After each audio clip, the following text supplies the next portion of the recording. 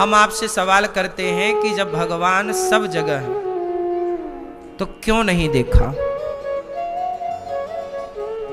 थोड़ा सा क्यों नहीं विचार किया कि ये है कौन? सिय राम मय सब जग जानी,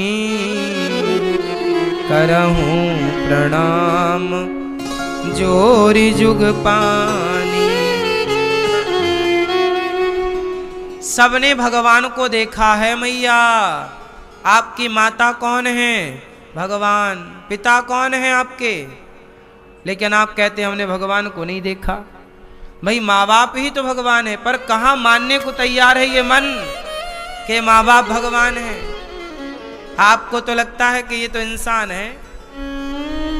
समस्या ये है कि आप मानने को तैयार नहीं। आपका जो भीतर अंतःकरण है, जो चेतना, जो हृदय है, वो स्वीकार नहीं कर रहा कि नहीं। आप कह रहे हैं नहीं ये भगवान कैसे हो सकता?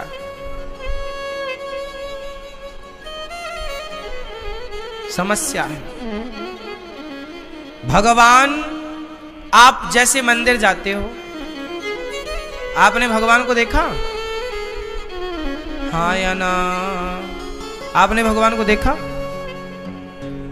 क्यों? आपने भगवान को देखा दादाजी? आपने भगवान को देखा? नहीं, नहीं देखा इन्होंने। आपने भगवान को देखा भैया? आप लोग मंदिर जाते हो, जाने के बाद भी कहते हो हमने भगवान को नहीं देखा। आप लोग कहते हो कि ये मूर्ति है, ये भगवान थोड़ी है। सुनो, मूर्ति वूर्ति कुछ नहीं होती, भगवान ही होते। प्रहलाद के लिए खंबे से प्रकट भय थे कि नहीं? नरसिंह भगवान। फिर यदि प्रहलाद जी के लिए खंबे से प्रकट हो सकते हैं तो आपके लिए मूर्ति से प्रकट क्यों नहीं हो सकते? आपकी भक्ति प्रहलाद जैसी तो हो। कमी हम में है और हम दोष मंदिरों को देते रहे, यार यहाँ तो पत्थर की मूर्ति है, ये तो मूर्ति है, कोई भगवान थोड़ी है। नहीं, मूर्ति मूर्ति नहीं है, ये साक्षात अर्चा विग्रह है, अर्चावतार है। कौशल्या के यहाँ पे राम अवतार लेकर आए, यशोदा के यहाँ कृष्ण अवतार लेकर आए, तो गौरी गोपाल में भी भगवान लक्ष्मी नारायण यह अवतार लेकर ही तो आए जो बैठे हैं ऊपर। ये कोई पत्थर छोड़ी है, ये भगवान है। ये सब कुछ सुन रहे हैं, सब कुछ देख रहे हैं, पर खड़े मुस्कुरा रहे हैं। हमें इनकी सेवा करनी है। ये अर्चा अवतार के रूप में सदा हमारे साथ है। भगवान है ये। अब मानो तो गंगा माहू, ना मानो तो बहता, तो मानने की बातें हैं। कोई दुर्योधन तो बिल्कुल नहीं मानने को तैयार। साक्षात श्री कृष्ण को उसने भगवान कहाँ माना? दुर्योधन ने। साक्षात राम को रावण ने भगवान कहाँ माना? नहीं मानने वाला तो साक्षात राम को भी भगवान नहीं माना रावण ने। नहीं मानने वाला तो साक्षात कृष्ण को भी भगवान नहीं माना शिशुपाल ने, दुर्योधन ने, शकुनी ने। और मानने वाले ने, उसी लंका में रहने वाले विभीषण ने राम को भगवान मान लिया। हनुमान जी भगवान मान के पूजा करते हैं। ये तो मैया दुर्योधन नहीं मान पाया, लेकिन अर्जुन मान गए। बोलो हाँ, अर्जुन को दिख गया कि ये भगवान है। इसलिए सब में कहाँ भगवान है ये कोई नहीं जानता मेरी माँ। भगवान जब कृपा करते हैं तब ऐसी बुद्धि बनती है कि हम ईश्वर को जान पाएं, समझ पाएं, वरना तुम्हारे बुद्धि से कुछ नहीं जान पाओगे। इसलिए अपने आप को समर्पित करो, प्रभु कृपा करो कुछ समझ में आए, वरना तुम यही कहते मर जाओगे कि अरे भगवान दिखते थोड़ी हैं। एक सज्जन बोले कि भगवान है तो दिखते क्यों नहीं? अरे भैया दिख तो रहे हैं, तुम्हारी फूटी हैं तो हम क्या करें? दिख तो रहे हैं भगवान। जो लोग कहते हैं कि भगवान है तो दिखते क्यों नहीं? क्यों भैया बताओ, भगवान दिखते हैं कि नहीं? बोलो मेरी माँ, माँ दिख रही है कि नहीं? बोलो। पिता दिख रहा है कि नहीं? तो हमारे वेदों में क्या लिखा है? मातृ देवो भव, पितृ देवो भव। माँ बाप भगवान है। गुरु ब्रह्मा गुरु विष्णु, गुरु को भगवान कह रहे हैं कि भाई जो आपको भगवान तक पहुंचाए। भगवान मतलब ये है कि व्यक्ति भगवान नहीं है, व्यक्ति के भीतर भगवान है। अब आपको सबको उसी दृष्टि से देखना चाहिए कि सब भगवान है। नहीं समझ में आई? अब प्रश्न खड़ा हुआ कि सब भगवान हैं, तो फिर गधे की पूजा क्यों नहीं करते? कुत्ता की पूजा क्यों नहीं करते? सबकी पूजा करनी चाहिए। नहीं,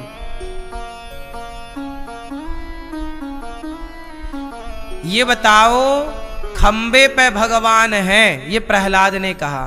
तो प्रहलाद को तो दिख रहे थे, क्या हिरण्यकश्यपु को दिख रहे थे? बोलो। फिर तो भगवान सब में है, ये उनके लिए है जो उस कोटि का भक्त है।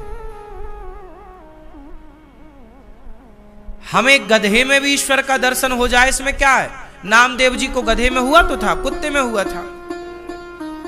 कुत्ता रोटी लेके चला गया नामदेव जी की, रखी थी रोटी भोग लगाने के लिए, रोटी दबाया मुंह में, कुत्ता भागा। तो नामदेव जी घी की कटोरी लेके दौड़े, भैया भैया प्रभु जी सूखी रोटी मत खाओ, आपका दिया घी है प्रभु, घी चुपड़ के खाओ। जब लोग बोले कि पागल हो गए हो, वो कुत्ता है, वो कुत्ते के लिए तुम भाग रहे हो कटोरी लेके घी की। अरे बोले तुम्हें कुत्ता दिख रहा है, हमारे को तो हमारे भगवान का ही दर्शन हो रहा है। ये भावना उनकी थी ना, अब ऐसी भावना तुम्हारी हो तो तुम्हें कुत्ता में भी ईश्वर नजर आ जाए। ये तो भाव की बात है। अब ये सबका भाव थोड़ी बन जाएगा, जिसका बन जाए वही तो फिर भक्तों की श्रेणी में चला जाता है, वही आनंद पाता है। यही भाव बनाने के लिए तो सत्संग करते हैं। सत्संग का मतलब क्या है? कि आपका दृष्टिकोण बदल जाए, ये बदल जाए कि सब में ईश्वर है। इतनी सी बात समझाने और समझने के लिए 4 वेद और 18 पुराण लिखे गए। जो व्यक्ति सब में ईश्वर को देखता हो, उसे फिर कौन सा वेद पुराण सुनने की जरूरत है? बता। तुम सब में ईश्वर को देख पाओ, ये समझाने के लिए ही तो वेद पुराण है। अब प्रहलाद जी को तो दिख रहे हैं भगवान, फिर उन्हें कोई पुराण वेद की कहां जरूरत है? तुम चारों वेद पढ़ के, पुराण पढ़ के भी ईश्वर को कण-कण में नहीं देख पाए तो पढ़ना लिखना बेकार है। और नहीं पढ़ने वाला नामदेव भी देख ले तो उनका पढ़ना सार्थक है। दुर्योधन भी तो ज्ञानी था, कोई अनपढ़ थोड़ी था, पर नहीं जान पाया। रावण बड़ा विद्वान था, बताओ रावण से बड़ा विद्वान था? कहते इसके जैसा कोई विद्वान नहीं। वेद पढ़ाने ब्रह्मा जी आते हैं रावण के घर, शंकर जी खुद आते हैं अपना अभिषेक करवाने।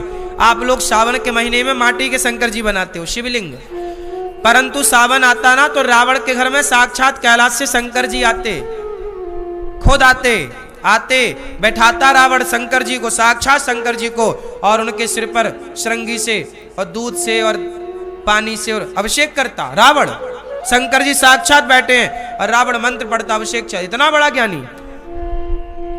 शंकर जी उसके द्वार पे आते हैं रावण के यहाँ, ब्रह्मा जी उसके द्वार पे आते हैं वेद पढ़ाने, पवन देवता झाड़ू लगाते हैं लंका में, अग्नि देवता पूरी व्यवस्था करते हैं, देवता उसकी कुर्सी के नीचे शनि को उल्टा लटका रखा था रावण ने। बोलो हाँ, ऐसा हल्के में ले रहे हो रावण को? वो रावण सारे देवताओं को नीचे कुर्सी के नीचे रखता। जो कुर्सी की 4 पाई होती है ना, 4 नहीं होते कुर्सी, चेयर में 4 पांव होते, तो जो शनि थे ना, शनि को 4 पाई कुर्सी के नीचे लिटाकर और छाती पे अपने कुर्सी की वो आगे का पांव रखता शनि के ऊपर। शनि महाराज दबे थे उसकी कुर्सी के नीचे। ऐसा रावण था।